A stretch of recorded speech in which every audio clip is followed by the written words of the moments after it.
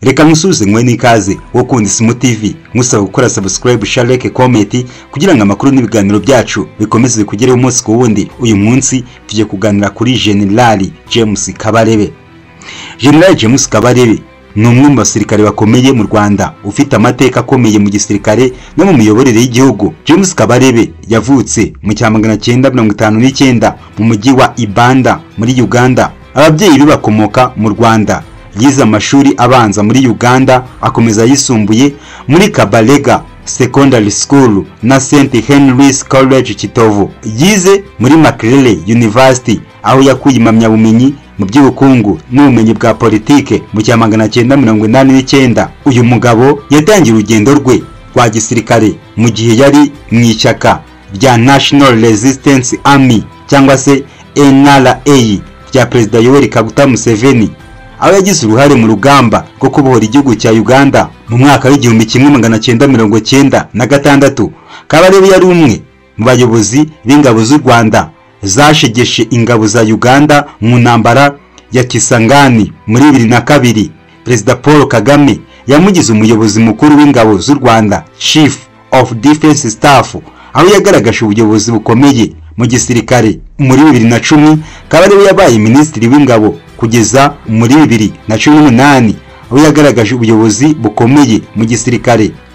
Muri 2018 yabaye umujyanama wa perezida mu by'umutekano, naho muri 2023 Kabarebe yagarutse mu buyobozi nka minisitiri w'ububanyi n'amahanga ushinzwe ubumwe bw'akarere. Muri 2012 General Kabarebe ahora avugwa nk'umuyobozi w'ingabo z'u Rwanda ufite uruhare rukomeye mu kubohora igihugu no guharanira umutekano wacyo, nubwo hari ibirego bimwe bimushinja ibintu bitari byo.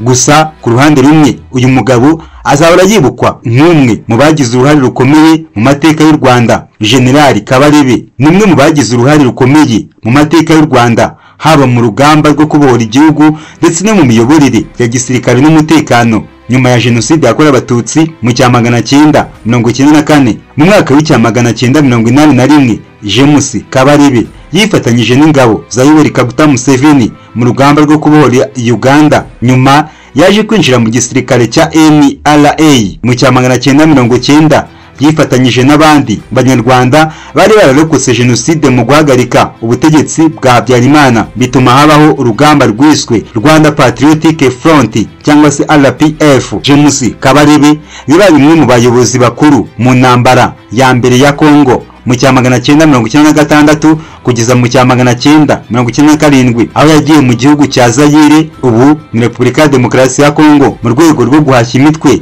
y'abarwanyi ya ex-FARC n'interahamwe. Yagize uruhare rukomeye mu guhirika ubutegetsi bwa Mobutu Sese Seko mu ntambara ya kabiri ya Kongo muri 2002. Kabarebe yagizwe umuyobozi mukuru w'ingabo z'u Rwanda, Chief of Defense Staff. Muri 2010 yabaye minisitiri w'ingabo kugeza muri 2018. Nyuma yaho yabaye umujyanama wa perezida mu by'umutekano. Muri 2023 James Kabarebe yagiye mu kiruhuko cy'izabukuru, ariko mu kwezi kwa Nzeri yagarutse mu buyobozi ashyirwaho kuba minisitiri w'ububanyi n'amahanga ushinzwe ubutwererane bw'akarere. Muri 2023 kandi Kabarebe yasuye ingabo z'u Rwanda ziri muri Repubulika ya Centrafrica, aho ziri mu butumwa bw'umuryango w'abibumbye bwo kubungabunga amahoro. Ikindi kandi yabonanye n'ingabo z'u Rwanda ziri mu butumwa bw'umuryango w'abibumbye bwo kubungabunga amahoro ndetse n'izindi ngabo z'u Rwanda ziriyo kubw'amasezerano y'ubufatanye bw'umutekano. Kabarebe kandi ashyira imbere indangagaciro z'ubuyobozi bwiza, akimanda ku kubaka igihugu gishingiye ku bumwe, amahoro, gukorera hamwe. Yagiye atanga ibiganiro ku banyeshuri b'ishuri rya African Leadership University, aho yabaganirije ku kamaro k'ubuyobozi bwiza mu guhangana n'ibibazo by'umutekano muri Afurika. James Kabarebe ni umwe mu basirikare bakomeye kandi bafite ijambo rikomeye mu Rwanda no muri Afurika, cyane cyane mu bijyanye n'umutekano n'imiyoborere ya gisirikare. Kabarebe yabaye umwe mu bayobozi b'ingabo mu ntambara ebyiri zikomeye mu karere. Intambara ya mbere yabaye umuyobozi w'ingabo z'u Rwanda mu rugamba rwo guhagarika interahamwe n'ingabo za Habyarimana zari ziri mu ntambara za Zaire, ndetse anashyigikira Laurent Désiré Kabila mu kubaka ubutegetsi bushya bwa Kongo. Nyuma yo gusezererwa na Kabila, Kabarebe yagarutse mu bikorwa bya gisirikare mu burasirazuba bwa Kongo, aho yafatanyije n'ingabo za Uganda n'izindi mande mu rugamba rugaruka ku butegetsi bwa Kabila. Kabarebe yabaye umuyobozi mukuru w'ingabo za RDF Rwanda Defense Force ndetse anaba minisitiri w'ingabo kuva muri 2010 kugeza 2018.